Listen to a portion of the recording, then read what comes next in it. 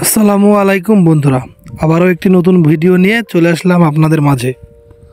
আজকে এমন একটি পাখি নিয়ে আপনাদের মাঝে কথা বলবো। আপনারা সবাই এই পাখিটিকে চেনেন।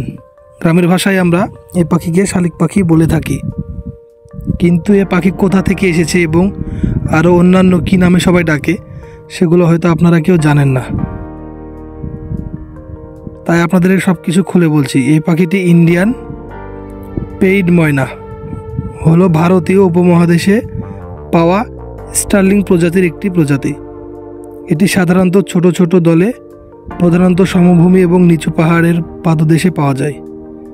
এটি প্রায়শই শহর এবং গ্রামে দেখা যায়, যদিও এটি সাধারণত ময়নার মতো গাঢ় নয়। এটি তরল স্বর দিয়ে বিভিন্ন ধরনের ডাক উৎপন্ন করে। যে কোনো ধরনের গাছে এরা বাসা বাঁধতে পারে। এমনকি এরা 4 থেকে 5টি করে ডিম দিয়ে থাকে এবং ডিমের কালারগুলো হয়ে থাকে নীল কালার, অসাধারণ কালার হয়ে থাকে এবং বাচ্চাগুলো অনেক সুন্দরভাবে হয়। এই পাখিটি কম বেশি সব জায়গাতে দেখা যায়। আপনারা পাখিকে কে কী নামে ডেকে থাকেন অবশ্যই কমেন্ট করে জানাবেন। আর ভিডিওটি আপনাদের যদি ভালো লাগে অবশ্যই বেশি বেশি লাইক এবং কমেন্ট করবেন। ধন্যবাদ সবাইকে।